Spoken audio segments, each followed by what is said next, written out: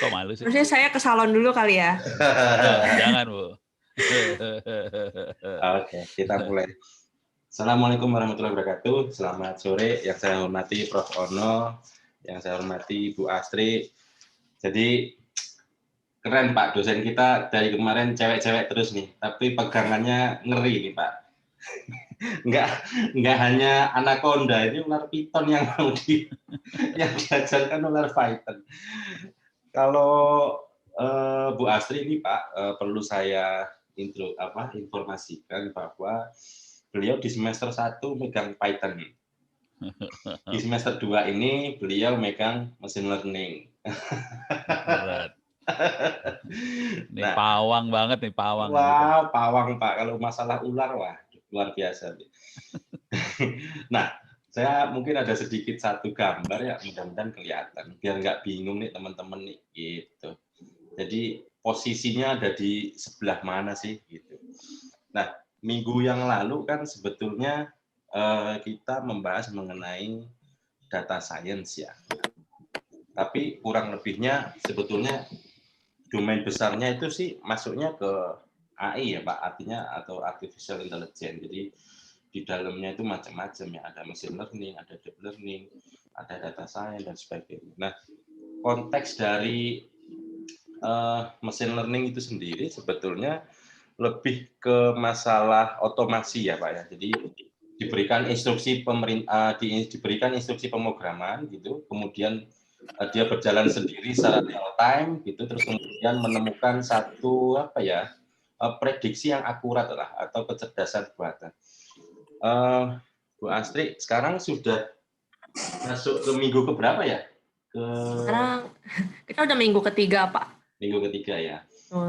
Prof. Ono ini sekaligus jadwal beliau mengajar hari ini. Jadi ngepasin juga gitu. Jadi di sini juga banyak mahasiswa kita yang kita lempar maju 1 jam, biasanya jam 5, sekarang jam 4. Jam 4. Jadi Bu Astri, monggo ini mungkin sepintas saja, mungkin juga di sini kan ada teman-teman yang lain ya. Jadi harapannya juga teman-teman yang lain mengerti gitu. Makanan apa itu Python? Terus mungkin juga hubungannya ke machine learning apa gitu. Monggo silakan cerita dulu, monggo. Atau mungkin ada slide, silakan. Oh, oke. Sebelumnya selamat sore Pak Ono dan Pak Agung yang saya hormati. Mungkin saya sambil ada siapin slide sedikit. Monggo. Ini binusian Pak. Ini tadi kayaknya cerita sama Bu Tuti ya. Udah deg-degan ya. Tadi cerita. Sebentar. Curhat tadi. Kalau nggak deg-degan bukan manusia. Oh gitu ya. Gitu. Monggo Mbak, silakan. Mungkin bisa dijelaskan. Learning dan ular judulnya ya, gitu deh. Ada anaconda juga loh. Wah, itu ada yang ellipse ya, computational neuroscience. Iya betul Pak. Jadi kalau tadi gambar dari Pak Agung itu mirip-mirip nih, tapi kalau yang ini ambil dari gambarnya SAS. Oke. Dia penyedia software ya, software. Nah, kalau di ITB itu KDD itu keluarga donor darah itu kalau di ITB. Gitu ya Pak ya. Bagus tuh ada keluarganya bisa donor darah. Oke. Silakan Bu. Ya, jadi memang machine learning itu adalah bagian dari artificial intelligence Pak ilmunya. Jadi kalau intelligence itu kan kita bagaimana membuat program itu seperti manusia ya. Dia bisa berpikir, dia bisa melakukan tindakan-tindakan seperti layaknya manusia. Machine learning itu lebih di dalamnya artificial intelligence. Nanti kalau ada yang mengenal deep learning lagi itu adalah bagian dari machine learning. Jadi kalau tadi Pak Agung sempat kasih lihat gambar yang ada big data.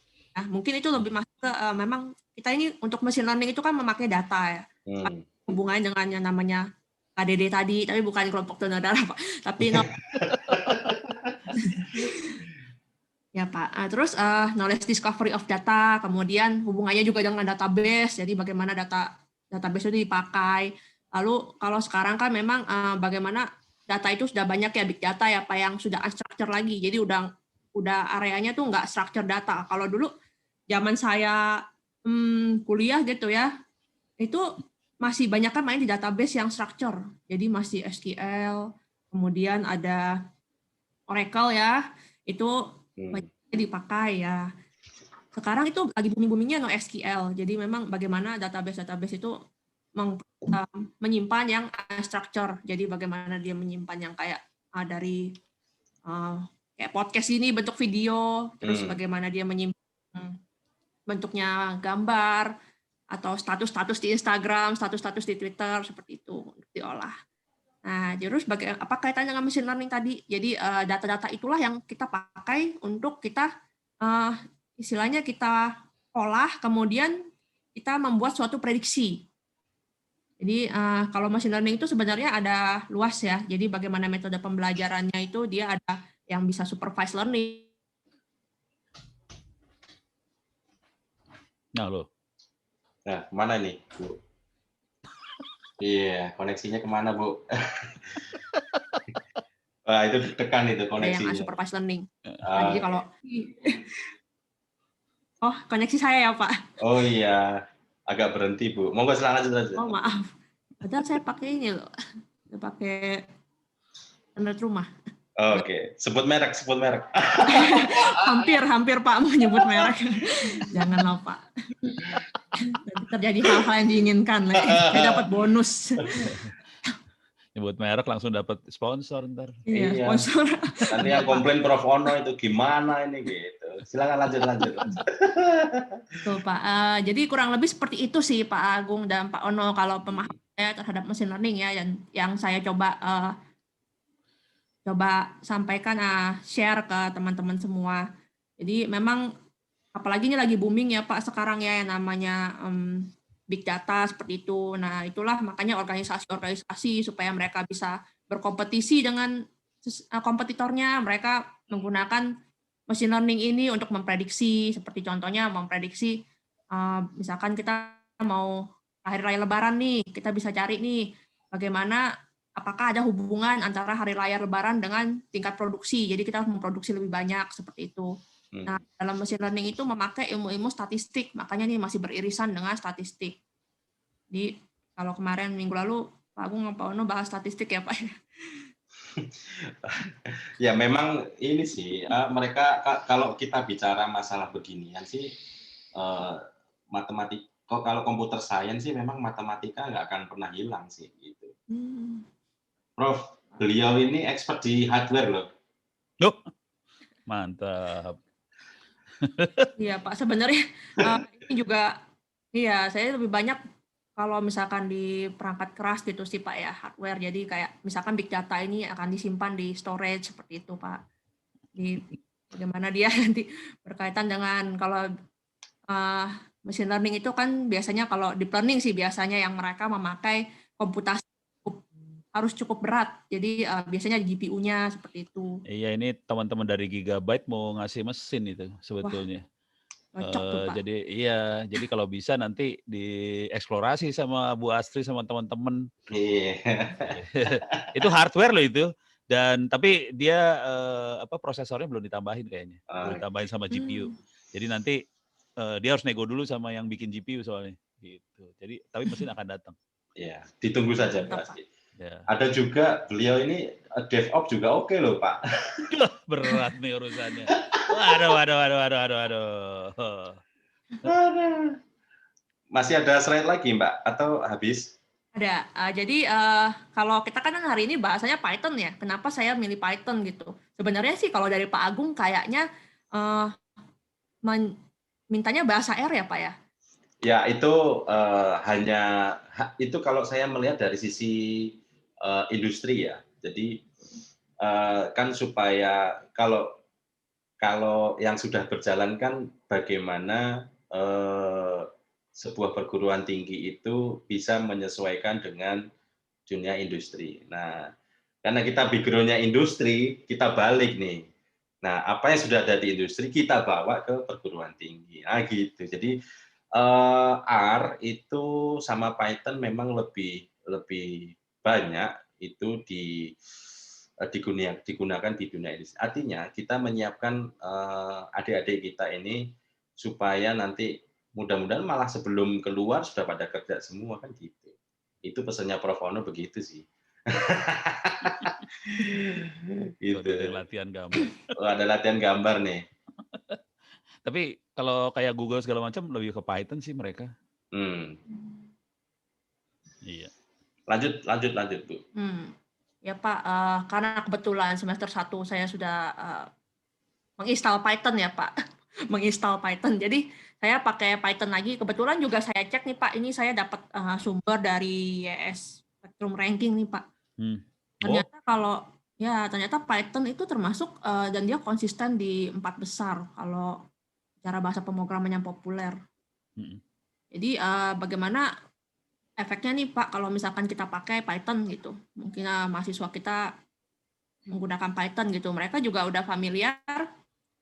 Meskipun R juga sangat banyak ya Pak dipakai untuk machine learning dan statistik. Saya sempat search banyak sekali. Dan ini juga bisa dipakai untuk mata kuliah lain nantinya Pak. Contohnya misalkan kita DevOps tadi ya Pak ya.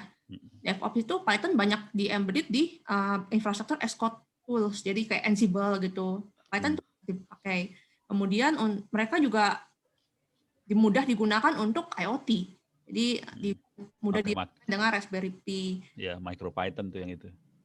Jadi memang dan yang paling penting ya Pak buat saya ya menurut saya dan mungkin buat teman-teman semua juga itu adalah community support Pak. Jadi kalau misalkan ini banyak sekali community support Python. Jadi kalau saya ada error coding, error syntax, saya bisa cari dengan mudah. Dan Python ini juga untuk application artificial intelligence atau machine learning, package-nya cukup komplit Pak. Jadi ya scikit-learn itu buat yang nanti kita pakai ya Pak. Mungkin saya akan sedikit show bagaimana kita coba mengolah data, masukin ke Python gitu. Kemudian Pandas itu buat nanti kita baca datasetnya. Pandas ya. Ya Pandas, asing ya Pak ya. Kayaknya perlu dikasih oren ini Ibu ini. Bahasanya nggak ada oren sama sekali. Nggak apa-apa. Lanjut. Ini levelnya beda soalnya. Oh iya. Silakan lanjut.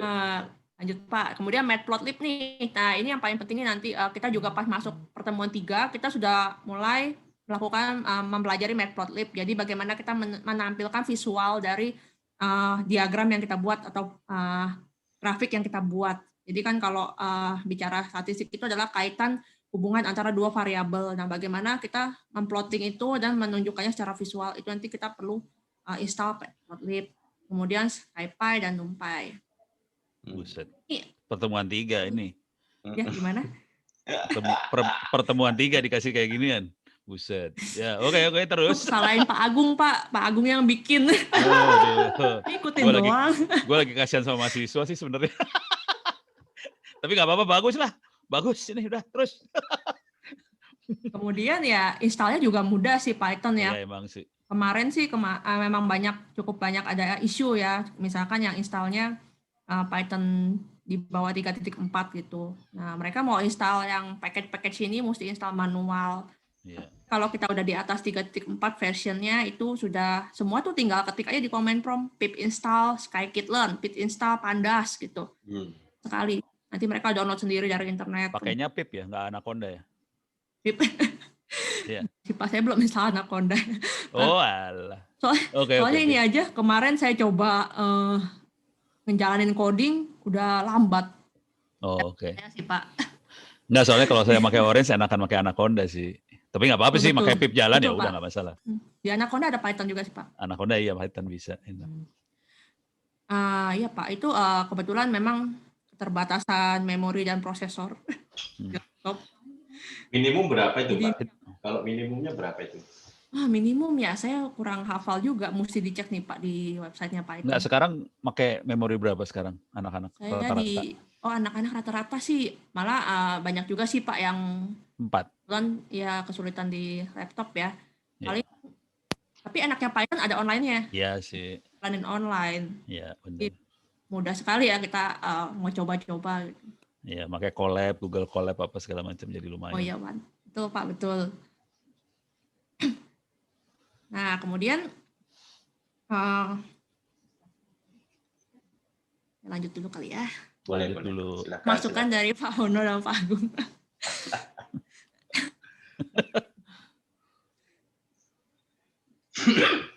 Nah, kalau saya ya gimana? Enggak, lanjut. Lanjut. Oke, kemudian gimana kalau kita mau mengolah data dengan Python untuk machine learning ini? Jadi kalau yang sebenarnya mudahnya sih saya udah bikin tahap-tahapan. Jadi yang pertama kita download dataset. Itu kita bisa cari di internet banyak sekali dataset. Ada website Kaggle gitu, misalnya kita bisa ambil dataset yang biasa umum digunakan pembelajaran ya Pak. Bisa ambil dataset yang aneh-aneh juga sebenarnya situ cukup banyak sih, lengkap di situ. Kemudian kita siapin datasetnya. Nah ini biasanya kalau data tuh ya, kalau saya agak bergema ya, sorry. Enggak, bagus kok. Oke, kalau data itu biasanya kan nggak semua pasti udah bersih ya. Jadi istilahnya kalau di Excel tuh udah semua kolom terisi, semua row terisi rapih gitu, dan datanya juga rapih, nggak ada semuanya berbentuk numerik atau string, nggak ada yang aneh-aneh gitu lah ya. Tapi kenyataannya kan nggak demikian. Jadi biasanya kalau kita punya data set itu kita harus cleansing dulu. Apa aja yang perlu kita perhatikan nih? Kalau cleansing itu kayak ada data yang nggak ada value-nya atau hilang gitu kan. Itu gimana? Misalkan contohnya kita ambil survei nih, ternyata ada yang nggak isi untuk umur, usia gitu, atau nggak isi alamat seperti itu kan jadinya datanya kosong. Sedangkan kalau kita memasukkan ke dalam model algoritma machine learning kita, itu nggak bisa demikian. Nah, makanya kita perlu menghandle yang namanya data-data missing ini. Jadi kita harus entah kita delete row-nya atau delete variabelnya bahkan, tapi sayang banget ya namanya data kok dibuang gitu aja. Harus ya ada lagi cara lain ya, kita mengkategorikal apa atau kita menghitung rata-ratanya. Jadi misalkan usianya dari total data kita nih banyak rata-ratanya di 70 tahun gitu ya. Kita masukin data yang kosong pakai rata-rata, seperti itu juga ada metode seperti itu. Kemudian kita bisa juga mengkategorikan data. Jadi bagaimana kategori data itu kalau misalkan di algoritma machine learning itu kan kita bisanya masukin model itu berupa angka ya, karena mau kita masukkan ke rumus statistik. Jadi data-data yang bentuknya string gitu, misalnya saya ambil contoh warna gitu kan, ada warna merah, warna hijau gitu, itu nggak bisa diolah. Jadi kita harus kategorikan dulu. Jadi kita harus bikin dummy variabel, terus kita isi dengan true all false gitu, seperti jadi 1 atau 0. Jadi kalau dia warnanya merah kita isi 1, warnanya yang warna hijau kita isi 0, merahnya 0, hijaunya 1, seperti itu. Jadi bagaimana kita menyiapkan data kita untuk bisa masuk ke algoritma machine learning kita. Harus berbentuk numerik. Karena baik lagi tadi kan mau masukin ke rumus, mana ngerti dia kalau baca yang string gitu. Jadinya ya itu udah menyiapkan dataset nih. Jadi kalau nanti data science patut saja digaji gede ya. Kerjanya banyak banget. Di saya iseng-iseng search sih. Yang nomor 2 tuh bisa bulanan, bisa tahunan nomor 2. Betul, Pak. Ada time series juga. Datanya tahunan, data bulanan, wah. Udah kejadian soalnya, saya udah ngerasain. Saya kerja cuma 3 jam, dia 6 bulan. Iya, Pak. Saya iseng-iseng cari tahu data scientist nih gajinya berapa sih. Kenapa? Mau hengkang dari dosen? Iseng-iseng aja, habis ternyata rumit sekali pekerjaannya ya, sebanding lah ya, karena memang pekerjaannya berkaitan dengan data yang banyak, big data, terus harus di cleansing pula, masukkan ke dalam model, seperti itu. Dicari banget sih, ada sama anak-anak startup. Lagi booming ya Pak ya memang. Booming banget, dan supply-nya nggak banyak. Oh demikian. Ya, kita justru kita yang akan mensuplai nanti Pak. Iya betul. Gurunya siapa itu, Bu Astri itu gurunya. Kita cari mahasiswa di sini nanti. Lanjut Pak, lanjut dulu kalau ada, monggo. Ya. Jadi kemarin salah satu pertanyaan dari mahasiswa juga gitu sih Pak. Yang data scientist apa sih? Ya. Wah, dicari banget. Dia mau apply dia. Nah, kemudian selanjutnya setelah kita cleansing, kita milih algoritma. Jadi kalau pembelajaran machine learning itu ada metodenya, ada banyak sebenarnya, tapi cabangnya itu 3 cabang, 4 sih sebenarnya. Jadi itu saya bahas di pertemuan pertama. Jadi ada supervised learning yang pertama, kemudian yang kedua unsupervised learning, kemudian ada reinforcement learning. Jadi tapi yang akan banyak dibahas itu di supervised learning kalau yang sekarang. Jadi supervised learning itu sendiri dibagi 2 kategori. Jadi ada regression dan ada classification.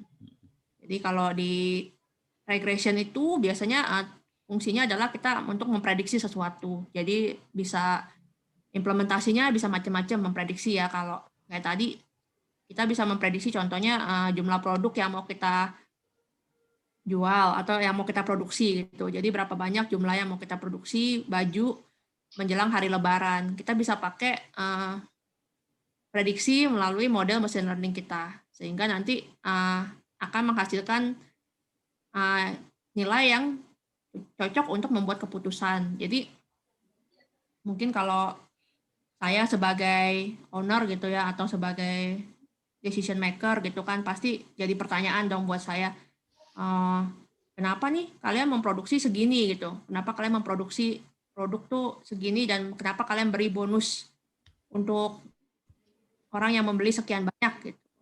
Nah, itu kita bisa jelaskan ke mereka, ke para decision maker atau owner gitu ya. Ini kita sudah hitung dengan model algoritma machine learning kita nih, bahwa kalau pada saat Lebaran nanti, di Lebaran 2021, kita perlu memproduksi segini untuk mendapatkan profit atau omset segini gitu, Pak.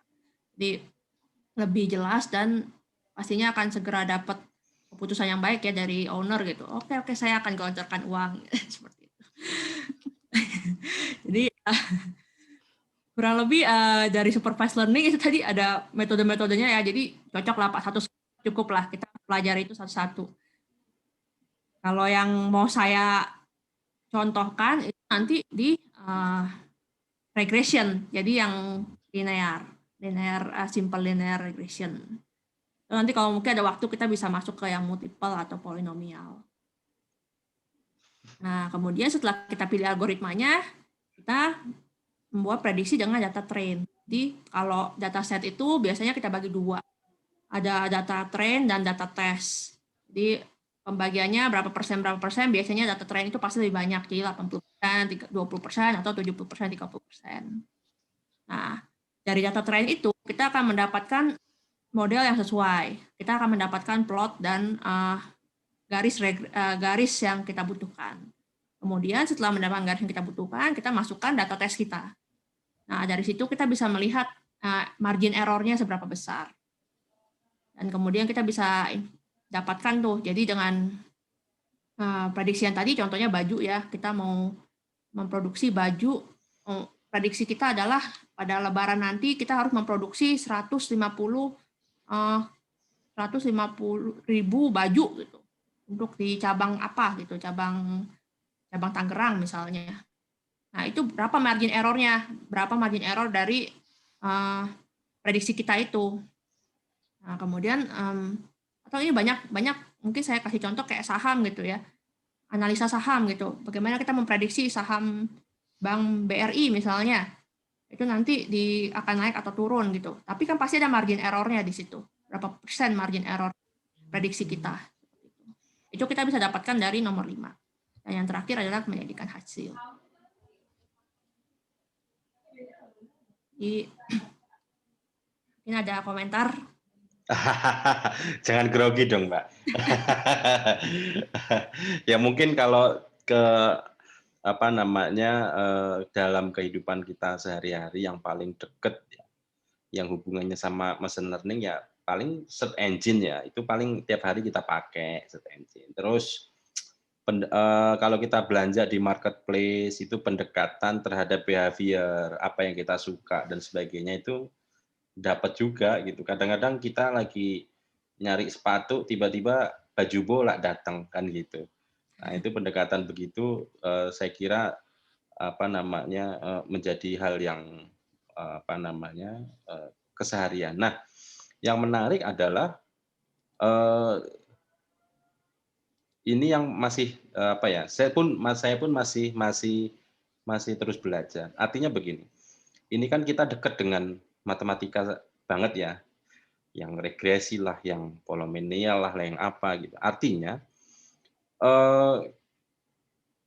ketika kita nyoba satu metode di situ, kemudian dia ada margin of error, terus kemudian kita perbaiki lagi dengan metode yang lain, perbaiki lagi dengan metode yang lain. Artinya kita harus mungkin teman-teman harus mencoba juga. Jadi kita harus membandingkan nih antara metode yang tadi dengan beberapa kompleksnya matematika tadi itu, mana yang paling mendekati kan gitu. Belum tentu satu case misalnya di dunia kesehatan akan putus juga untuk di dunia pendidikan, karena saya kira gelombang data itu akan berbeda-beda gitu. Jadi ini kayak paper, jadi mengklaimnya itu agak susah. Prof Wono mungkin mau menghidupkan suasana, monggo Prof. Aku nanya dulu dong. Ya. Kayak TensorFlow keras gitu bakal dikasih nggak ya? Kalau di dalam apa namanya guidance saya sih ada. Oke, lumayan Gitu. soalnya. Ada. Oke. Ini usul aja nih, usul barangkali ya. Saya share screen ya gantian ya. Oh ya, Usul Pak. aja. Ya stop ya. Ya, oke. Thank you. Aku share screen. Wah ini, sorry. Coba gue lihat. Ada berapa di saya? Ada 63 concurrent view, right? Oke. Kalau saya jujur saya butuh waktu setahun buat ngerti ini sih machine learning. Setahunan. Jadi awalnya tuh saya butuh buat prediksi data Internet of Things (IoT). Terus mulai saya pakai Python segala macam. Cuman saya nggak dapet feel-nya, saya nggak dapet nyawanya machine learning itu apa sih, gitu. Setelah setahun baru mulai dapet. Saya ceritain aja ya, hasil akhirnya aja ya, hasil akhirnya. Ini buat teman-teman yang lain lah. Nge-share kemana nih Pak? Belum ada. Oh, share screen-nya nggak keluar? Enggak. Belum keluar Pak. Wala. Bentar, mana ya? Share screen. Oh iya bener. Belum gua share screen ya? Nah, ini baru keluar. Wah, buset. Itu lagi OBS. OBS-nya jalan buat streaming ke YouTube. Oke, saya gede. Oke, ini buat jadi sekarang saya ngajarnya udah kayak gini nih. Jadi machine learning sebetulnya buat mecahin persamaan ini doang kan. AX plus B sama dengan Y gitu ya. Oke. Setelah setahun saya baru nemu ini. Tadinya gue ngelihat yang namanya TensorFlow itu apaan, apa sih namanya, keras tuh apaan, kagak ngerti dah. Neural network kagak ngerti. Akhirnya saya nemu masalahnya kayak gini. Oke, sekarang silahkan ketik di chatting buat yang ikut Zoom. Tolong diketik di chatting. Itu persamaan apa itu? Saya juga boleh Pak, dapat hadiah nih. Oh iya boleh. Silahkan diketik di chatting. Persamaan apakah itu? Aduh, coba. Ini yang dari tadi Bu Astri cerita tuh. Persamaan apakah itu? Persamaan linear. Oh, itu Mas Joni, Mas Sani, semuanya dapat persamaan linear ya. Cuman yang seru dari machine learning adalah X dan Y-nya tidak harus angka. Kalau kita matematika kan angka, X-nya angka, Y-nya angka. Kalau udah mulai main machine learning, X, Y-nya suka-suka sih. Boleh angka, X-nya bisa banyak. Tadi Bu Asri bilang ada multiple segala macam. X-nya bisa banyak. Kalau yang lebih gila lagi, X-nya boleh-boleh aja. X-nya kita masukin gambar. Y-nya masukin gambar. Kita masukin suara.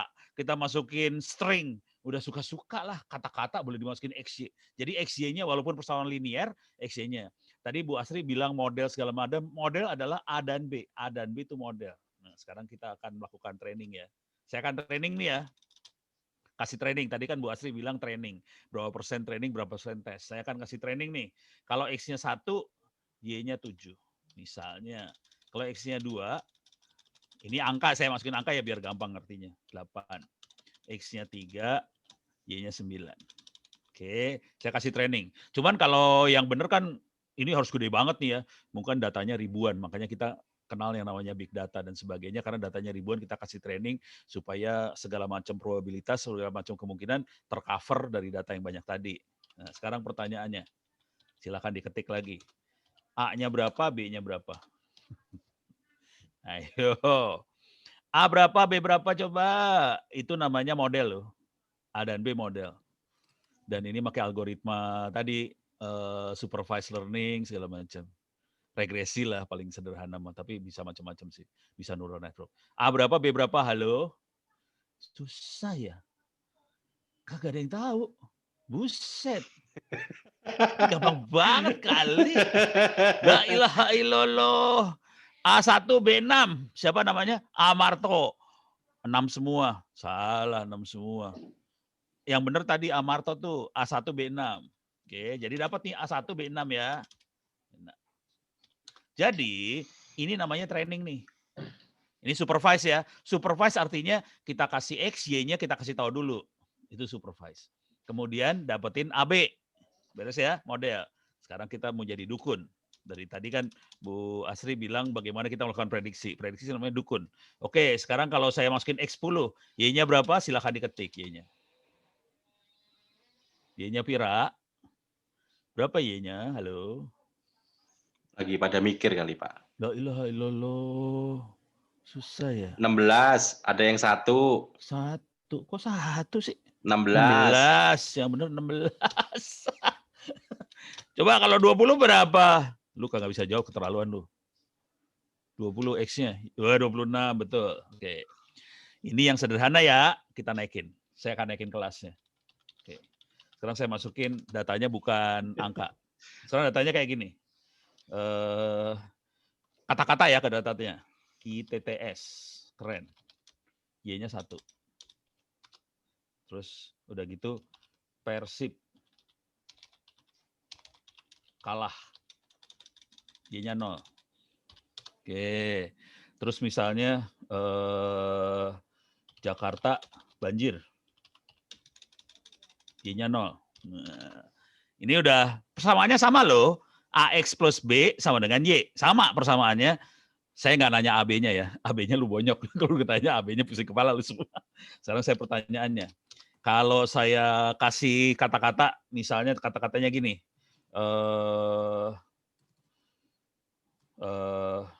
Gudeg enak banget. Y-nya berapa? Silakan diketik. 1. Mantap. Sekarang Anda udah mengerti machine learning kan ya? Soalnya saya bilang kayak gini. Siapa ya? Jangan.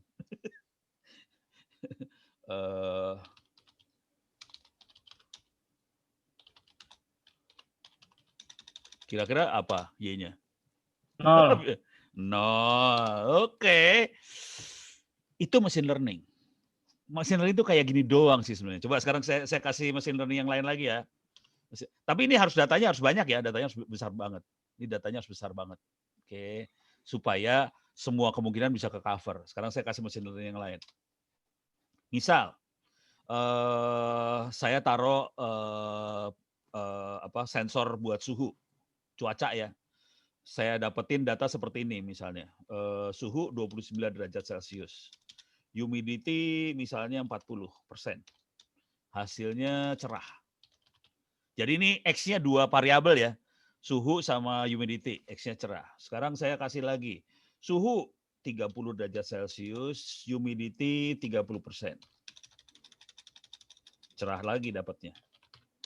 Sekarang saya ini kalau dapat 26 lah derajat Celcius, di sini 70%. Jangan 80%. Ininya hujan. Saya kasih training dulu ya, hujan. Sekarang kalau saya kasih suhunya 12 derajat Celcius, humidity 95%. Y-nya apa? Bisa diketik. Kira-kira apa? Hujan. Ya, yang benar topan. Tapi yang benar hujan sih.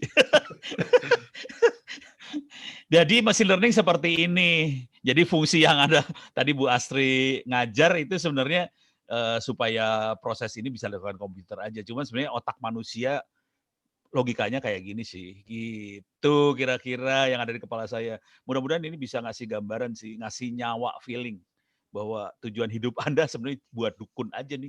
Ini dukun. Kalau ini kalau kategorinya klasifikasi ya, atau sentimen positif negatif. Kalau ini kan prediksi, ini prediksi dukun-dukun. Gitu Pak Agung, Bu Asri, silahkan dilanjut. Ya, ini sambil belajar juga nih. Mantap. Kalau ada software lain Pak, dalam ini ada nggak? Software apa? Ini? Kalau yang ini sih emang enakan Python. Asli gitu. Python. Iya benar. Jadi Bu Asri udah jalannya udah benar. Bu Asri mau demo nggak? Ada nggak datanya yang mau di ini nggak? Saya siapin sih Pak, udah siapin. Monggo. Ya, sebentar. Ya.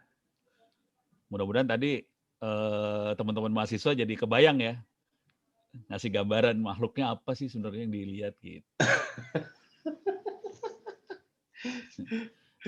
Soalnya biasanya kalau kita udah masuk kuliah kan terbenam pada berbagai detail yang dikasih. Stres loh. Tapi filosofi di balik itu nggak dapet. Oke. Mungkin sambil menunggu dan mempersiapkan, teman-teman kalau ada yang mau tanya silahkan loh. Ya, kalau ada yang tanya silahkan. Silahkan, monggo. Barangkali di keseharian atau mungkin menemukan hal-hal unik, hal-hal aneh. Cuman itu emang di teman-teman startup pada nyari banget anak-anak data science sih, asli. Yang ngomong ke saya bukan 1-2 loh, banyak yang ngomong. Anak-anak Bukalapak lah, Topet lah, semuanya sama. Nyari. Dan sayangnya nggak banyak kampus yang bisa supply orang yang jago di data science. Oke. Kalau tatanan mereka pernah ditanya nggak Pak? Sejauh mana yang Anda butuhkan gitu? Waduh. Intinya kalau mau sejauh mana, intinya gini dah. Mereka kan butuh dukun. Tapi pengennya harganya murah. Gitu. Oh. Soalnya dukun yang bagus harganya mahal. Ini ada yang tanya nih Pak, pipeline-nya untuk belajar machine learning itu dimulai dari mana? Pipeline. Ya, pipeline itu urutan ya dari urutannya. Ya. Tuh, Bu Asri, mau dari mana Bu Asri? Soalnya kalau gayanya Ono kacau. Ono seenak jidat banget. Ini sebenarnya nggak ada ilmu eksaknya juga sih Pak ya, kalau dibilang pipeline-nya. Karena ya bisa start dari misalkan kita coding begitu Python, kemudian kita mempelajari data analitik, kemudian baru masuk ke data science atau machine learning gitu ya. Nggak ada ilmu eksaknya sih Pak kalau menurut saya. Kalau justru mungkin yang jurusan matematika kali ya yang lebih expert di situ kali ya. Tinggal belajar apps-nya aja kan atau gimana? Enggak juga sih. Saya kebalik. Ya? Saya kebalik kalau. Kebalik ya. Saya tuh belajar karena kebutuhan. Oke. Jadi jujur awalnya saya itu belajarnya dari ngukur. Jadi gini, saya S3-nya kan bikin transistor. Pernah ngelihat bikin transistor? Belum ya Pak Daya? Yang warnanya biru-biru merah itu kan Pak, kecil-kecil itu? Iya kecil banget. Itu resistor ya? Resistor, ini mah transistor. Okay. Saya itu bikin transistor, tapi pakai teknologi yang baru dan saya harus ngukur. Jadi saya ngukur, kemudian saya harus bisa dapetin parameter si transistor tadi. Itu kayak machine learning itu cari model sih sebenarnya. Jadi saya ukur arus tegangannya, kemudian saya dapetin model. Konsekuensinya saya harus pakai statistik kan. Jadi awalnya saya dari situ. Belajarnya dari statistik. Cuman modelnya bukan linear kayak gini. Modelnya saya turunin dari persamaan arusnya transistor segala macam. Ada penguatan transistor berapa, semuanya ada. Kemudian dari arus segala macam saya bisa lihat, penguatannya berapa segala macam. Dan itu saya bikin secara otomatis semuanya. Dan saya bikin supaya si transistor bisa saya turunin suhunya sampai minus 300-an derajat. Jadi saya pakai liquid nitrogen ya, nitrogen cair saya masukin ke situ dan semuanya dikontrol pakai komputer semua. Dan itu bikin sendiri tuh, kontrol komputernya bikin sendiri semua. Gitu. Bikin sendiri semua. Jadi itu kayak IoT buat kontrol pengukuran transistor. Proses pengukurannya semuanya otomatis pakai komputer semua. dan kemudian melakukan modeling dari transistor itu, dan itu jadi bagian dari S3. Nah, itu bagian S3 kan. Jadi saya punya insting IoT-nya dapat di situ, statistiknya dapat di situ sih sebenarnya. Cuman yang waktu itu belum sampai machine learning, jadi belum regresi saya machine learning. Tapi saya pakai regresi juga, cuman bukan waktu itu ya regresi aja namanya. Nah, kemudian belakangan mulai orang-orang mulai ngomongin IoT, terus saya pikir IoT apaan sih, mulai dioprek IoT-nya. Pas IoT kan cuma sensor, banyaknya rata-rata orang-orang kan ngelihatnya sensor. Oh, saya bisa ngukur suhu, oh saya bisa ngukur cahaya, bisa ngelihat maling segala macam. Tapi kita tidak bisa lihat perilaku. Tadi Bu Astri berapa kali ngomong perilaku kita bisa prediksi, dan itu kan perilaku nih, dari banyaknya data yang ada kita bisa lakukan prediksi perilaku tadi. Tapi kalau kita IoT doang, kita cuma dapat sensor sesaat itu aja. Untuk bisa prediksi, saya harus melakukan machine learning kan, kepaksa si Ono belajar. Jadi Ono tuh belajar itu gara-gara pas ngutak-ngatik, ini nggak bisa stop dari sini nih, nggak mungkin, kita nggak punya nilai. Kalau kita cuma dapetin data aja, nggak ada nilai apa-apa tuh data. Karena itu data sesaat. Data itu baru ada nilainya kalau kita bisa jadi dukun, forecasting ke depan apa yang terjadi, klasifikasi ini jalan lagi macet atau enggak. Jadi kalau bisa melakukan itu baru data ada nilainya. Dan untuk kayak gitu kepaksa harus masuk ke machine learning pakai Python segala macam. Awalnya sih pusing kepala loh. Awalnya pusing saya. Waduh, harus pakai neural network, kepaksa belajar yang namanya TensorFlow segala macam kan. Wah, dan pusing tuh TensorFlow di Python, pusing kepala. Ya, pusing.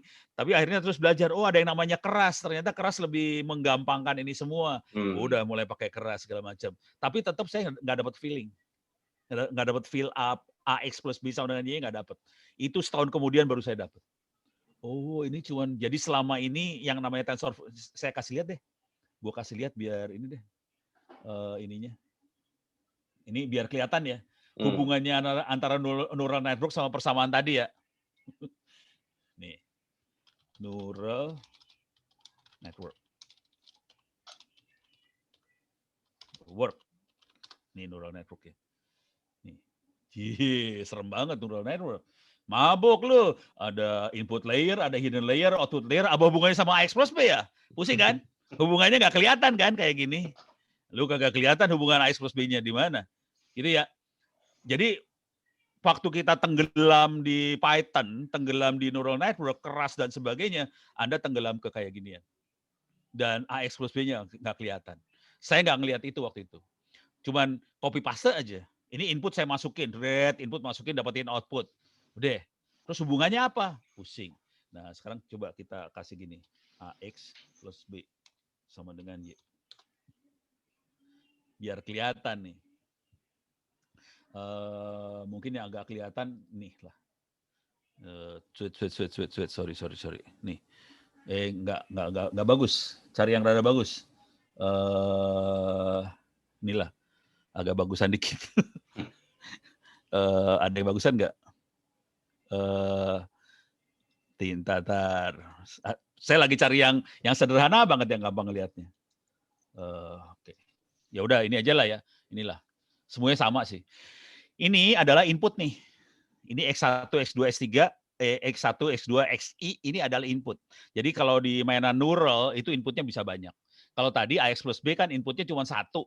Kalau ini bisa banyak sekaligus. Ini kerasa waktu kita mainan image, gambar. Kalau gambar kita masukin baru ini kerasa nih. Oke. Nah, kemudian X1, X2, X3 sampai Xn ini dikali sama W. W1, W2, W3. Dan ini yang harus dicari nih, modelnya ada di W ya. Jadi dikali W, ditambahin sama satu konstanta, theta ditambahin. Ini AX plus B. Sama dengannya V outputnya. Ini, persamaan kayak gini sih sebenarnya. Ini neuralnya yang ini. Oke. Fungsinya neural ini adalah buat ngejumlah. Jadi nanti kalau dilihat cuma gini doang sih. Anjrit banget kalau udah ngeliat. Nih. Oke. Ini kan input nih. Input. Nanti ini ada pengali W-nya. Ada ininya enggak? Ada enggak kelihatan. Ini kelihatan nih. Ada W ya. Ini input X. Ini dikali sama W. Oke, outputnya tapi ini dimasukin lagi ke fungsi linear lagi. Ini dimasukin lagi. Jadi W-nya berapa kali W ini ya. Berapa kali W. Tapi kalau kita ambil satu aja ini dibuang, yang ini dibuang, ini jadi input kali A, ini A-nya jadi W ya. W itu sama dengan A, AX, nanti ditambahin H itu nanti kita kasih konstanta di dalamnya, outputnya Y. Gitu. Jadi fungsinya linear doang sih sebenarnya, tapi bentuknya neural kayak gini, gitu. Dan itu setahun saya biar ada novelty-nya di situ, Pak. Setahun baru ngerti gue. Ya karena kalau nggak begitu nggak ada novelty-nya itu lurus saja. Tapi ini jadi keren banget. Kerennya kan maksudnya input bisa banyak banget gitu. Ini kerennya inputnya bisa banyak. Makanya kalau kita udah mau ngukur cuaca enak banget. Sensornya kan banyak nih. Outputnya juga bisa banyak sih. Tergantung kita mau outputnya apa. Bisa diatur. Gitu ceritanya. Siap. Keren sih. Makhluk ini keren banget. Mas Herman masih ada di sini nggak? Herman Jaro katanya mau speak up. Beliau mau tanya. Ana nih. Mana tadi? Nanya open mic boleh minta. Salam. Ah, ini. Silakan Mas, nanya Mas. Lah, kemana dia? Lagi berjuang. Oke. Halo? Ya, silakan. Kedengeran. Halo, saya Herman dari Berau, Kalimantan Timur. Oke. Saat ini saya sebagai mahasiswa ilmu statistik di Universitas Terbuka. Di situ selama ini kita belajarnya sih lebih cenderung pakai R dan SPSS ya. Tapi belakangan ternyata setelah sering nonton podcastnya Pak Ono, saya malah tertarik. Racun. Sering malah tertarik gunakan Python dan Orange ya. Ini belakangan buka-buka lagi tentang Python. Nah, kira-kira dari Pak Ono dan yang lainnya tips untuk Python supaya belajar Python supaya lebih mudah memahami data science dengan Python itu seperti apa? Barangkali itu aja, Pak. Terima kasih. Ini kayaknya mending Bu Asri dulu yang jawab nih, Mas. Bu Asri, kumaha Bu Asri? Silakan Bu Asri. Mic-nya di ini dulu. Masih mute, Bu. Masih mute. Oh iya, sorry. Jadi kalau misalkan menggunakan Python itu sebenarnya yang salah satu kelebihannya ya kalau saya sendiri merasakan ya dibanding dengan pemrograman yang lain itu adalah dari sisi resource di community-nya dan di internet ya banyak sekali informasi yang kita bisa dapatkan, bahkan banyak sekali juga yang menyediakan course gitu ya, course untuk mempelajari Python dari 0 sampai mungkin expert gitu ya. Kemudian juga di Python itu juga kalau kita lihat ya dengan bahasa lain itu dia tuh sebenarnya lebih mudah dipahami, maksudnya lebih manusia lah. Kayak mungkin kalau saya bandingin ya paling simpel aja ya, kalau saya dulu pakai Java gitu atau PHP itu kita mau memakai variabel aja kita mesti define dulu kan, integer X sama dengan apa gitu kan ya. Kalau di Python kan nggak perlu, kita bisa langsung pakai variabel kita pakai, entah itu mau isinya integer, floating, nanti kita bisa define, kita bisa urus di belakang gitu. Jadi mungkin kalau udah bisa pakai R apalagi pasti gampang banget belajar Python. Kalau dari saya sih kayaknya itu sih masukannya. Mungkin Pak kenain. Kalau saya sebenarnya lebih ya kira-kira kayak gitu. Jadi keuntungannya karena komunitasnya banyak, komunitasnya besar. Kalau saya pakai buat nyontek. Parah. Ono parah banget. Sama Pak. Jadi yang saya kerjain gini. Nih saya punya masalah, saya mau ngerjain apa. Gua cari contekan dulu di GitHub kayak gimana contek. Copy paste. Terus oke. Terus saya modifikasi. Jadi jujur. Ini jujur dulu ya. Saya nyontek sih. Saya nyontek terus saya modif. Sesuai dengan kebutuhan. Parah banget sih. Tapi kalau udah biasa pakai R ke Python ya R subroutine-nya udah lebih kayak blok aja ya, lebih enak gitu makanya. Cuman kalau mau fleksibel enak Python sih gitu. Tapi nggak terlalu jauh juga sih, Pak. Kalau sudah paham sih, kalau belum ya kejauhan sih. Kalau R lebih dekat ke Orange soalnya kalau Iya Python. betul, lebih ke Cuman R Orange. kan command line ya, gitu. Iya. Jadi kalau ke Orange R tuh dekat banget. Gitu. Kalau bahasa H nggak ada ya Pak ya? Hahaha gitu. Ada. Nanti yang bikin dari ITTS. Namanya Agung. Oke. Mungkin ada yang lain mau ini tanya Saya sambil kita saya merasa berdosa ke Mas Herman nih sebenarnya. Aku ngasih racun. Tadi mau demo Mbak, coba kalau ada dikit-dikit lah boleh. Mungkin teman-teman yang lain juga belum tahu nih, jangan-jangan mainan ular betulan Python.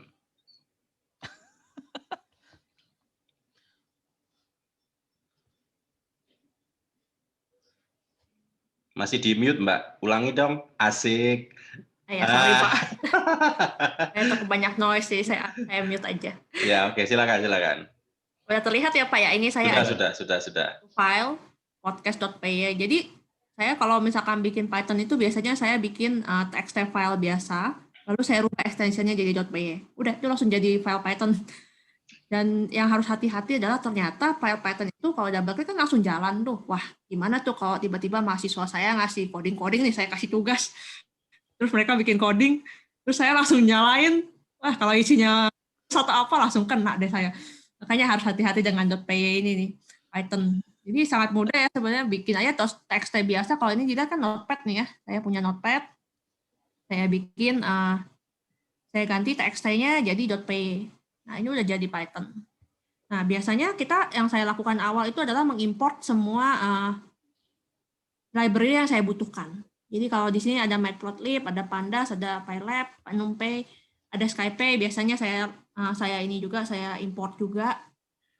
Nah, kemudian kalau di sini yang mau saya pakai duluan itu adalah Pandas. Jadi saya punya nih file .csv, namanya full consumption. Saya taruh di folder yang sama. Terus kemudian saya mau baca ini untuk nanti saya masukkan dalam model machine learning saya. Jadi nanti kan kalau kita nih pastinya data ya banyak ya, kita bisa dalam bentuk Excel gitu. Nah di Pandas itu ada fungsi untuk meread CSV. Jadi seperti ini aja nih gampang. Saya taruh di variabel df, sintaknya tinggal pd.read csv apa nama file saya. Nah, sekarang coba saya jalankan. Itu pakai apa tuh? Ininya pakai apa? Run mode. Ini pakai apa sih? IDE-nya Pak. Ya. IDE-nya. IDE yang bawahnya Python Pak.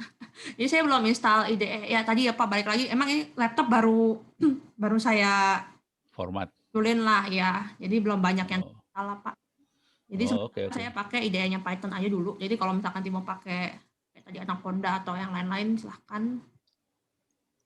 Oke, kemudian ini di Windows soalnya gue belum pernah pakai yang ini soalnya.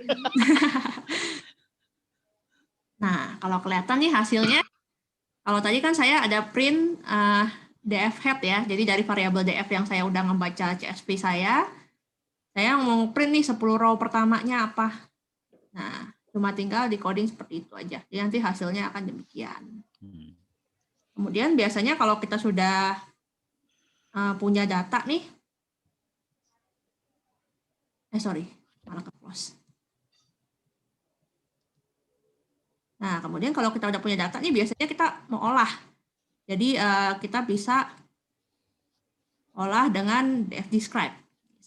Saya masukkan codingnya df-describe.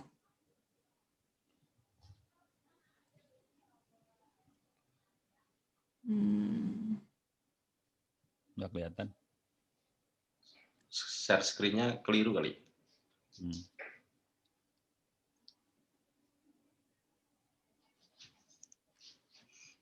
Share screen-nya benar di sini, Mbak. Describe-nya nggak kelihatan. Oh, print. Copy. Oh, cari kopian. Iya, Pak. Sama lu sama gue.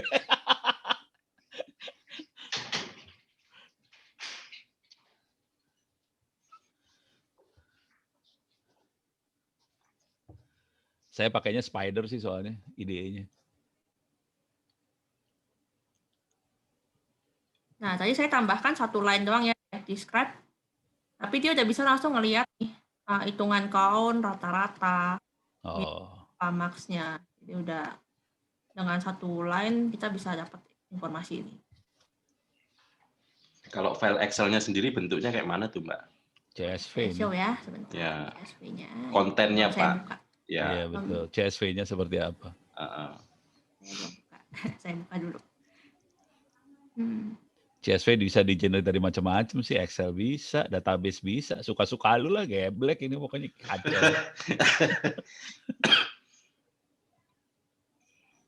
Nah, CSV-nya kayak gini nih.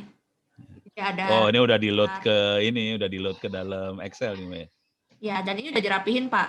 Udah di cleansing. Jadi datanya emang udah bagus. Oh, ini tapi ada sekitar berapa record ini ya? Ada 800 atau lebih lah, mungkin 1000. Ini data dari mana? Kaggle ya? Ya Pak. Saya aja. Ya nggak apa-apa sih. Di Kaggle banyak banget. Iya, kemarin banyak. ada macam-macam sih. Kita bisa pilih untuk belajar ya gitu. Kebetulan saya ambilnya yang ini model mobil. Iya. Data full consumption segala macam. Ini saya lanjut ke share screen-nya keliru kali. Bener. Oh, benar ya. Oke. Sabar. Lu mah kagak sabar jadi orang.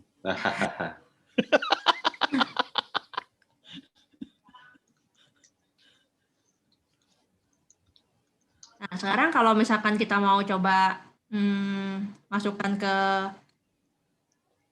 model, sebelumnya biasanya kita akan buat yang namanya grafiknya dulu ya, atau plotnya. Nah, itu saya tinggal bikin seperti ini nih, codingnya. Saya copy aja ya. Iya, kopas aja, kopas. Ini bagaimana bacanya, jadi bentar. Jadi saya bikin, ini kan saya udah import nih namanya matplotlib. Itu adalah library buat membuat scatter plot. Jadi tinggal saya panggil plt.scatter, terus X-nya itu apa? Mau jadi X itu buat baris yang X ya, yang apa namanya kita aksis X ya. Terus nya apa gitu, terus warnanya mau apa. Nah, itu kita tinggal show. Supaya saya jalanin ya.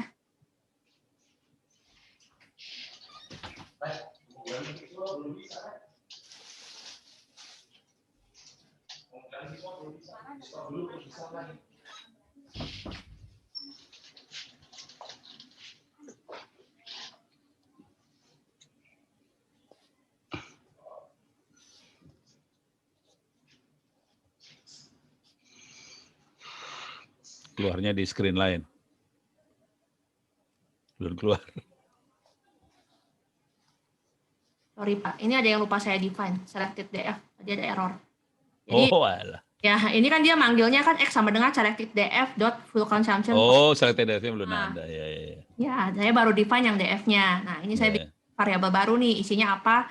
Saya cuma dapat 4 variabel aja. Jadi kan kalau di statistik kan kita mau regresi itu kalau kita punya 5 variabel, kita nggak harus pakai semua ya. Bisa rumusnya tuh n-1 aja. Jadi ini saya pilih aja nih beberapa variabel. Kemudian saya mau coba gambarin regresinya. Coba ya, run modul lagi ya.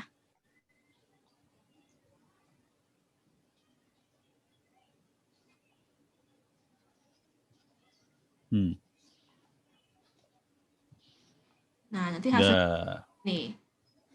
Kita full consumption yang sebagai X tadi yang udah di-define sebagai X. Kemudian yang Y-nya itu emission. Tadi kan kita udah define ya, define X sama dengan DF selected emission. Kalau udah dibikin scatter. Ini dari tadi ratusan, ada 800 record, itu mereka yang bikin ticknya. Jadi kalau misalkan kita manual kan akan repot ya. Manual. Itu apa sih tadi yang ini sumbunya apa aja? Itu gambarnya apa? Itu apa ya? Ya kan XY yang bikin ininya apa tuh? Itu memang fungsi dari plotnya. Titik-titik aja sebenarnya itu. Tapi karena banyak jadi kelihatannya kayak garis ya. Iya. Kalau pola membacanya itu bagi orang yang awam gimana Mbak? Bisa tahu lebih mudahnya nggak? Kalau ini datanya dikit sebenarnya lebih enak bacanya. Coba ya saya cari data yang sedikit ya, coba. Ya, misalkan ini kan terkait dengan full consumption ya atau emisi gitu. Apakah dengan berarti cara bacanya apakah dengan atau kendaraan dengan silinder sekian, engine sekian, maka konsumsinya sekian gitu atau bagaimana? Nah, kalau itu memang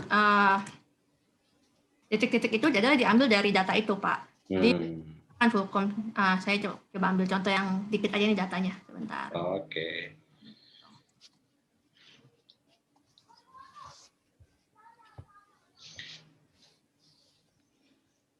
Ini sebetulnya Pak Ono kalau untuk di fraud detection juga bisa ya Pak ya berarti ya?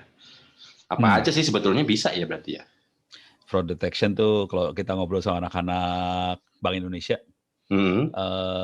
jadi masalah besarnya itu adalah datanya time series. Oke. Kalau ini kan bukan time series ya. Bukan. Ini kan engine sekian cc, emisinya sekian. Nggak ada urusan tanggal sama jam nih. Mau tanggal jam berapapun emang segitu terus. Kalau transaksi bank itu kan tanggal jamnya ada nih, tanggal sekian transaksi sekian, tanggal sekian transaksi sekian. Dan kita harus bisa deteksi ada ini enggak sih? Ada anomali enggak? Ada sesuatu yang aneh enggak di transaksi itu? Jadi yang dilakukan sama anak-anak di RTGS di Bank Indonesia adalah dia ngerata-rata sih sebenarnya. Tiap hari Pak itu? Rata-rata bukan harian, rata-rata tuh 15 menit atau berapa gitu, tiap berapa menit gitu. Jadi rata-rata per menit itu, jadi hari apa, menit kesekian, itu rata-ratanya sekian, yang normal.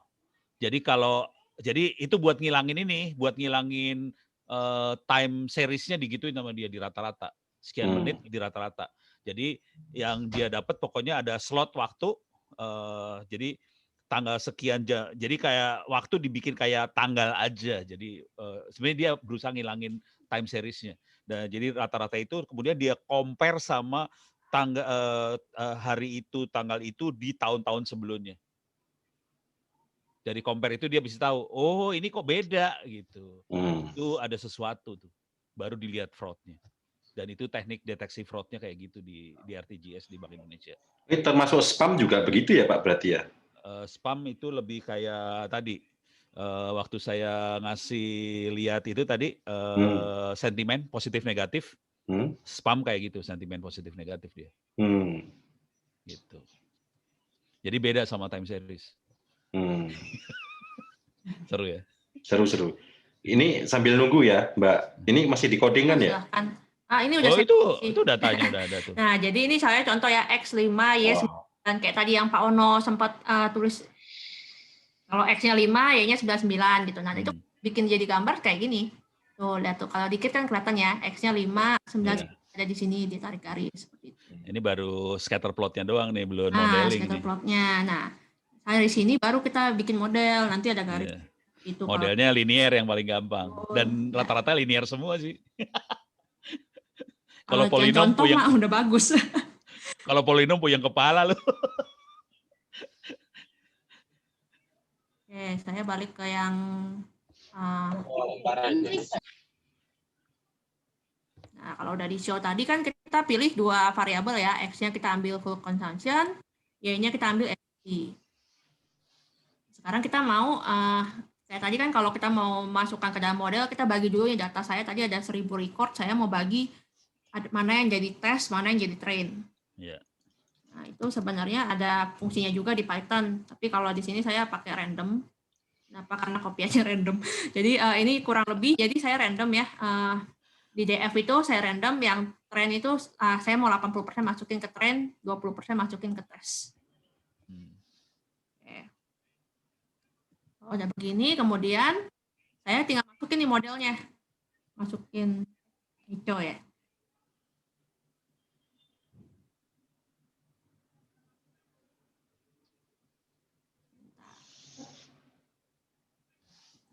Ini tekniknya kopas yang dipakai. Maaf ya Pak. Gak apa-apa ya, gue juga gitu soalnya.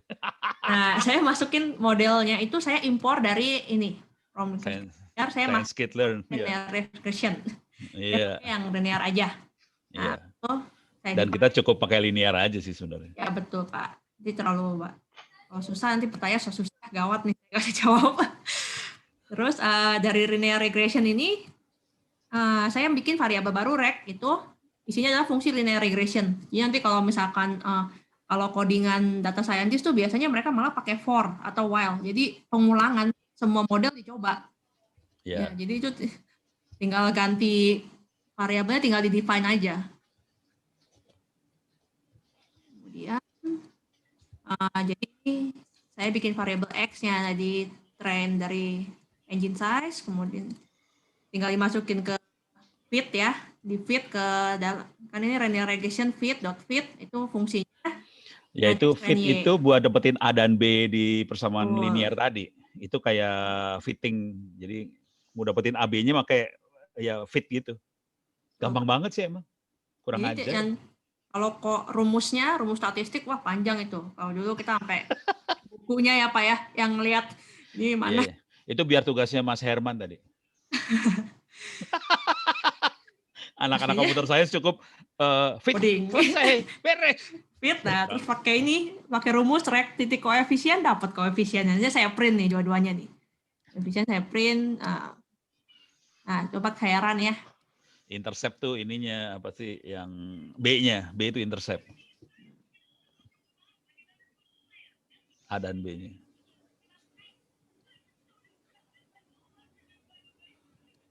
Sorry. Malah saya close, sorry. Jangan grogi, santai. Iya, jadi grogi. Nah, ini dia masih ngitung nih. Bentar. Oh, 1000 sih. Dia berapa kali ini ya? Iterasi berapa kali dia kayak gitu ya? Settingannya defaultnya berapa kali dia? Oh, itu dapat tuh. Nah, ini udah dapat ya, koefisiennya dapat segini, interceptnya dapat segini. Lalu yang keluar juga adalah karena saya PLT show ya. Ya, ntar keluar ininya. Garis fitnya ya Pak, agak lambat.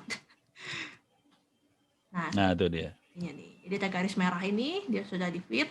Nah, kalau dari sini kita udah bisa prediksi sebenarnya, prediksi awamnya. Kalau engine size-nya 6, saya tinggal tarik garis ke titik merah. Kira-kira emisinya berapa? Tinggal tarik garis X dan Y. Itu yang satu itu motor itu ya. Satu silinder itu motor yang satu.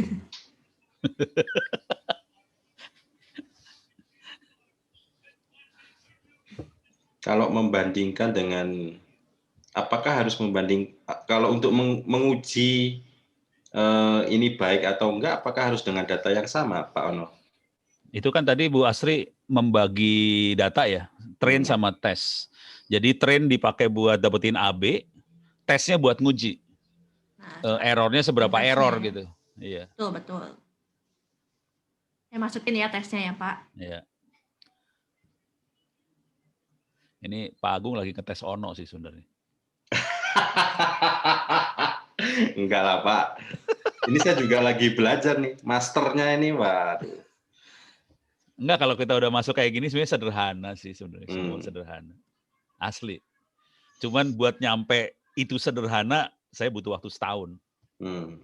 Waktu saya awal tuh saya pengen muntah-muntah ngelihat ini semua. Ini yang saya masukin mean absolute error ya. Mean absolute error itu definisinya apa ya sebentar. Saya juga lupa ingat soalnya banyak, ada mean square error lah. Oh iya. Ya. Oh ini mau ngasih lihat errornya. Ya. Enggak, tadi pertanyaannya Pak Agung tuh dengan apa apa sih koefisien ya. Koefisien sama intercept yang kita dapat, kita cobain, kita plot ke ininya kita coba regresiin ke apa sih data tesnya. Nah, ini saya masukin sih Pak data tesnya. Nih kan saya tes. Nih. Oh yang bawah ya?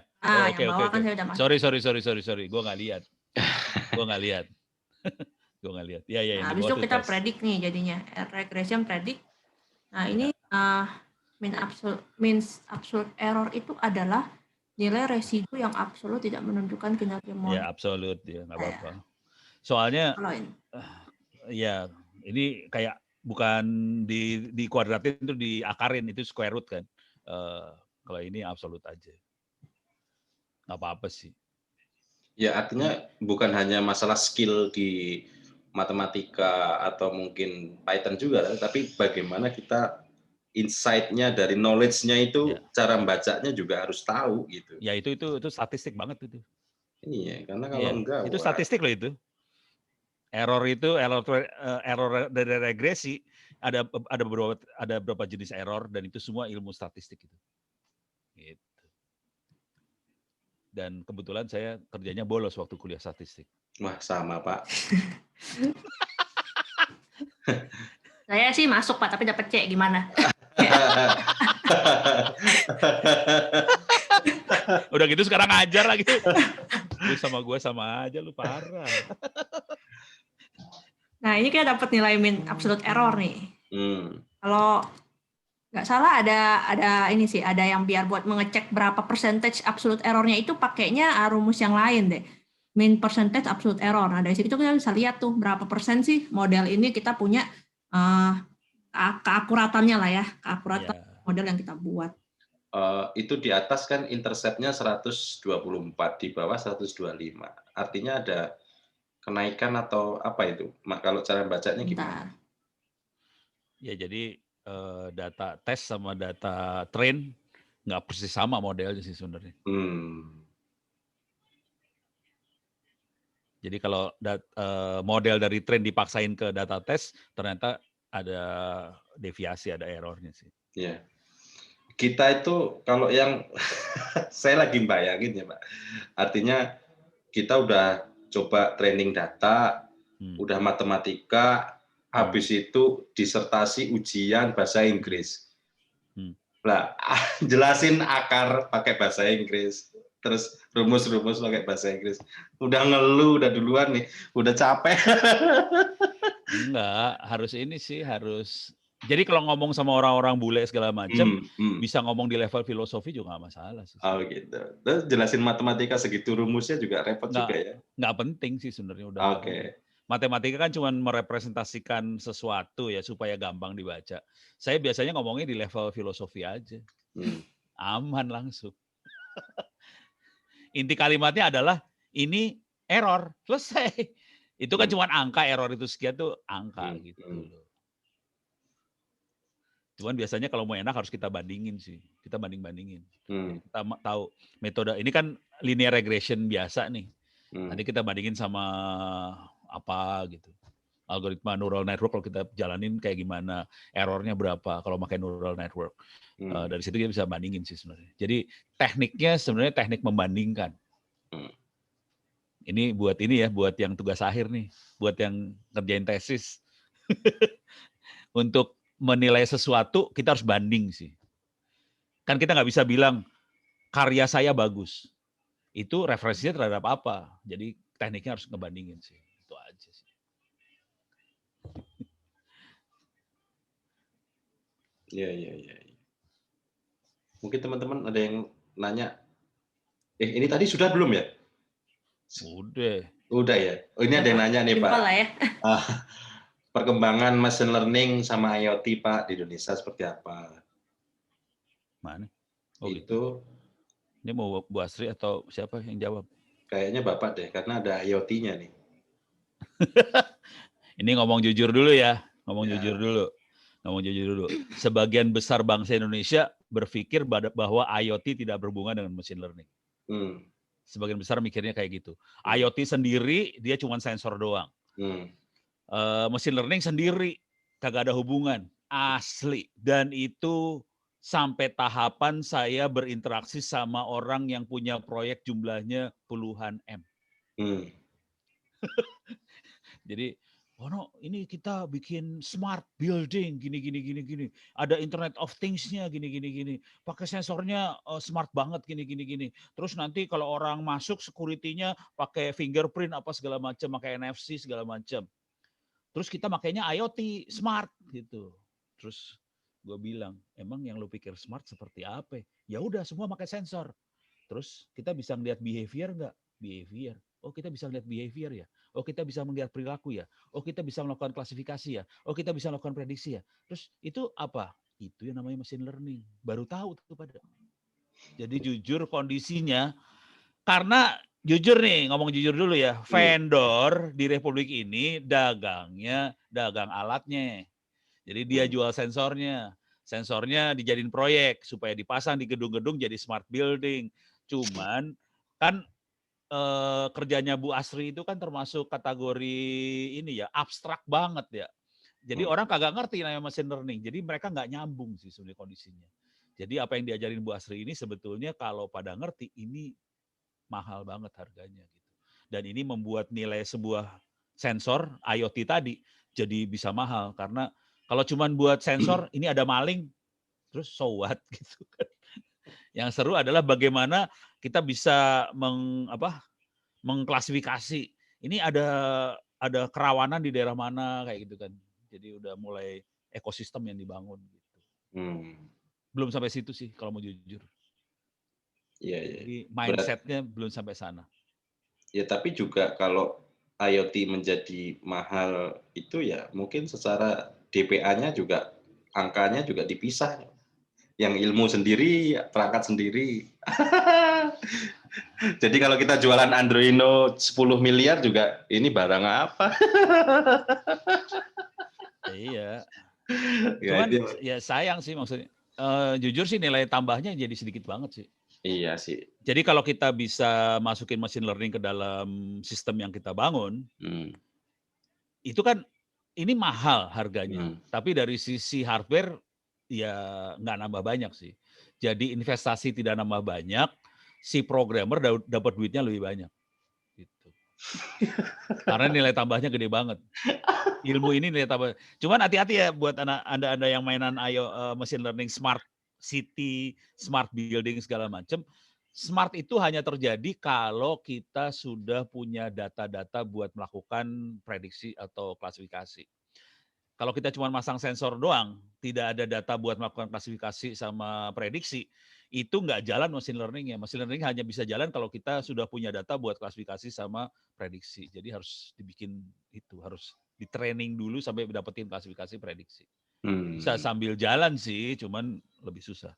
Kalau sebelumnya sudah ada datanya lebih enak. Gitu. Kerjanya Bu Asri keren sih sebenarnya. Kalau Anda tahu.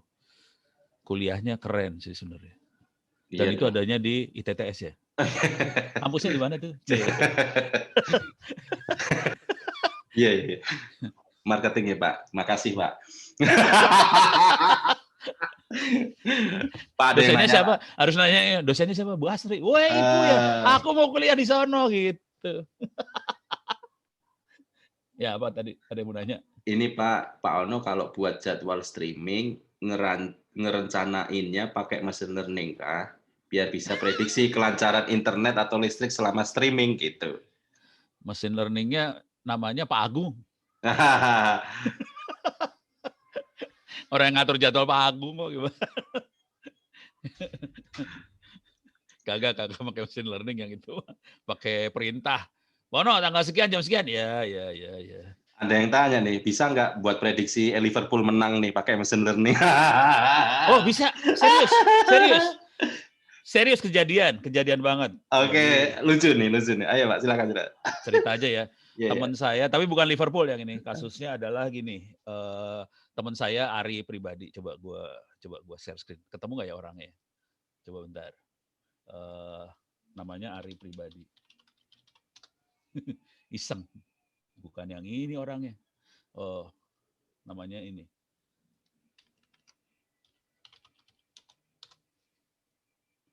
Kok nggak ada? Wah, jago dia nutupnya. Orangnya nggak ada nih. Tapi dia orang Indonesia, cuman warga negara Amerika sekarang. Dan yang dia lakukan adalah dia masang IoT karena di Amerika nggak ada sepak bola ya. Di Amerika kan football. Jadi dia pasang IoT di para pemain football tadi. IoT-nya dipasang kan kalau orang main football kan kerjanya tabrak-tabrakan segala macam, dia pakai baju anti sakit segala macam tadi ya. Baju ini. Dan itu dipasangin IoT. Buat tahu posisinya si pemain ada di mana. Jadi dipasangin kayak gitu, kemudian dianalisa sama mereka dianalisa. Si pemain ini kecepatannya kayak gimana, stamina kayak gimana, cara geraknya kayak gimana. Dari situ dia bisa dapetin pola permainan, kan mereka football sangat ini banget ya, dipakai buat judi segala macam lah. Jadi mereka bisa lihat pola permainannya dan dia bisa ngelihat, bisa di-rerun kalau ada sesuatu yang menarik, bisa di-rerun gerakannya, taktik strateginya bisa di-rerun dari hasil IoT tadi, dan dia bisa prediksi. Kira-kira kalau si ini lawan si ini siapa yang bakal menang bisa kelihatan semua. Jadi tekniknya dipasangin IoT sensor di bajunya, gitu. Saya punya slide-nya sih sebenarnya, cuman harus saya cari dulu. Tapi ada slide-nya. Coba bentar ya, bentar ya. Sambil nanya tuh, Bu Astri, ini mahasiswa kita nanya nih, bedanya supervised sama unsupervised learning apa gitu. Mungkin tadi dia telat masuk nih. Jadi yang paling utama itu bedanya kalau supervised itu kita bermain dengan data-data yang sudah ada label. Kayak tadi kan udah atributnya udah jelas ya, action-nya udah jelas. Terus kan metodenya supervised itu kan kategorinya ada 2 ya, klasifikasi dan regresi. Jadi kalau regresi itu kayak tadi ya, kita mau prediksi pemenang pemain Liverpool versus MU misalnya. Jelas MU dong. Apalagi ya contohnya ya, kayak mau prediksi harga saham gitu. Jadi modelnya prediksi. Kalau yang klasifikasi modelnya apa? Kayak kita mau image recognition nih. Jadi kalau kita punya gambar-gambar si kucing, apakah ini masuk ke klasifikasi kucing apa enggak? Terus kalau unsupervised itu metodenya bukan klasifikasi atau regresi, karena dia berhubungan dengan data yang nggak ada label. Jadi kita harus mencari polanya gitu. Jadi pakai metode model-modelnya unsupervised misalnya kayak clustering. Jadi kita bagi-bagi berdasarkan segmentasi gitu. Kayak contohnya kayak buat customer segmentation. Yang melakukan pengelompokan si algoritma jadinya itu bedanya. Ya, betul, Pak. Kalau supervise yang mengkelompokkan kan manusianya. Manusia yang kasih label. Oh, ini misalnya spam positif, negatif. Tadi itu manusia. Kalau si unsupervised mesin klasifikasi. Cuman kalau jujur sih Bu Astri, anak-anak kayak Google segala macam, semuanya supervise sih sebenarnya. Gitu. Banyak kan dipakai supervise ya di. Supervise. Soalnya unsupervised pun nanti harus ada manusia yang buat approve bahwa klasifikasi yang dilakukan mesin itu benar apa salah. Jadi daripada nanti 2 kali kerja, kan ini kan mesin klasifikasi udah gitu orang ngelihat hasil klasifikasi mesin benar salah. Kan 2 kali kerja kan. Supaya sekali kerja, kadang-kadang mereka orang yang klasifikasiin semua. Jadi unsupervised learning-nya manusia sih sebenarnya. Parah banget. Dan itu digaji tuh orang-orang kayak gitu digaji. Di negara, di Cina segala macam dibayarin. Lu kasih label. Jadi nge-label manusia sih. Gitu. Supaya mesinnya cepat kerjanya. Soalnya kalau nggak berat di mesin. Iya, kalau unsupervised learning kan berat itu mesinnya sebenarnya. Gitu. Jadi gombal banget sih kalau udah tahu taktik-taktik mereka sih, gombal sih, asli gombal. Dan itu yang ngomong teman-teman di Amerika segala macam ngomongnya gitu. Alah, Facebook, Google itu di dalamnya juga orang juga tuh yang ngasih label. Jadi bukan mesin, orang dulu ngasih label. Jadi sebagian besar banyaknya orang ngasih label. Gitu. Tadi jadi nemuin nggak Pak slide-nya? Gagal. Oke. Ini ada yang menarik nih, saya mau share nih. Pernah ngeliat ini nggak Pak?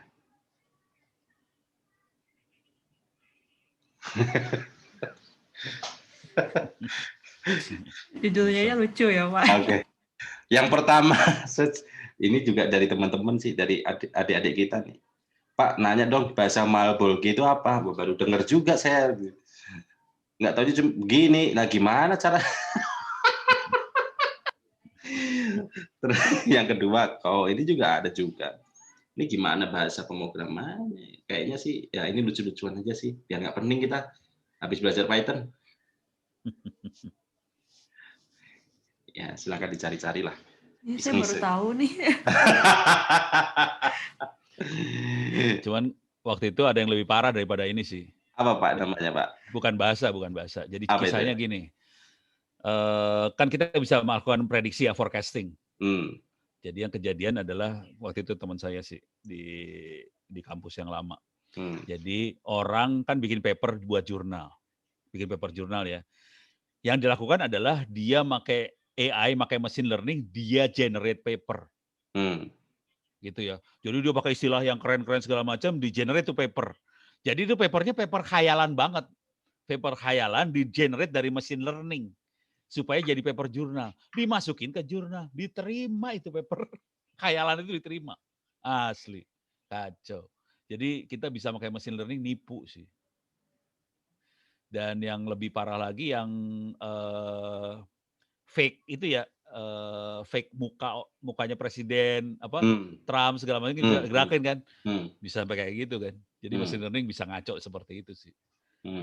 Tergantung akhlak kita aja sih sebenarnya. Tapi kalau yang ngajar Bu Astrid saya yakin pada masuk surga dulu dah. Amin. Amin Pak, amin dulu. Teman-teman yang lain monggo loh, ada pertanyaan nggak nih? Kita udah 5:30. Mumpung ada Pak Ono nih sama Bu Astrid. Jarang-jarang duet maut nih. Duet maut. Berat. Ya. Kalau apa namanya? Kalau di sentimen analisis atau mungkin kalau kita geser ke masalah politik kita, kalau pemilihan presiden itu masuknya apa Pak? Machine learning kah? Deep learning kah? Atau mungkin apa ya? Cuman statistik biasa atau bagaimana Pak? Lebih ke klasifikasi. Klasifikasi dia biasanya. Klasifikasi. Jadi misalnya kalau ini gua kasih lihat dah. Nih ya. Udah pernah lihat gua kasih lihat ini belum sih pada? Drone. Nih. Udah pernah kasih lihat belum sih? Ini? Belum, Pak. Oh, serius belum? Drone emprit ya? Drone emprit. Ini yang dilakukan adalah dia kalau ini berita di media sosial segala macam, kemudian kan berita itu bisa kita hitung ininya ya. Kalau ini teks ya, kita text mining sih kategorinya, text mining. Kita bisa ngelihat kata ini berapa kali muncul, kita bisa ngelihat kata ini berhubungan dengan kata apa. Bisa kata, bisa juga si orang yang posting. Posting ini di retweet atau enggak sama orang lain, dan dia berhubungan sama siapa. Dari situ dia bisa ngeliatin cluster sih. Ini pengelompokan dia. Tapi ini kategorinya lebih ke arah text mining ya. Pengelompokan, ini ada perang antara dua kubu ini kelihatan. Ini ada perang, ada kubu ini ada banyak kubunya, ini banyak terjadi perang. Kelihatan kubunya. Ini kelihatan kubunya ada beberapa kubu, ada 2 yang gede, terus ada berapa lagi yang ini. Ini ada 2 lagi kubu yang gede, terus ini ada yang bot, yang ini bot. Gitu. Ini bot kelihatan banget nih bot. Karena tidak interaktif dia. Kalau yang lain kelihatan interaktif. Jadi kita bisa melihat polanya seperti itu dan kita bisa melakukan profiling. Di kelompok ini siapa sih biang keroknya, kelompok ini siapa biang keroknya kelihatan sih. Dan teknik yang sama kita bisa pakai buat profiling teroris segala macam, kita tekniknya sama sih kayak gini. Profilingnya kayak gini tekniknya. Kapan-kapan Pak Ismail diajak bareng, Bos? Oh, bisa. Ini Ismail. Iya. Orangnya. Jadi Ismail kebetulan S1-nya saya pembimbingnya. Pembimbing tugas akhirnya saya S1 saya. Cuman dia udah S3 juga sih sama kita. Gitu ceritanya. Ya. Menarik sih. Ini dipakai sama Pak Jokowi, sama Pak SBY buat ngelihat pergolakan yang terjadi di media sosial sih. Jadi Ismail ini dipakai sama para petinggi itu buat ngelihat pergolakan apa yang terjadi di media sosial. Jadi kayak media analisis sih sebenarnya, analisa media ini sebenarnya. Kira-kira kayak gitu. Perangnya seperti apa sih? Siapa yang pro saya? Apakah ada yang anti dengan saya? Siapa kelompoknya gitu? Kira-kira gitu. Seru ya? Seru. Harusnya foto ini nggak boleh keluar sebetulnya. Betul. Cuman entah kenapa kok ada di internet gue. Yang ini ya, iya. 1, 2, 3 ini nggak boleh nih sebenarnya. Tapi ada ononya bajingan asli.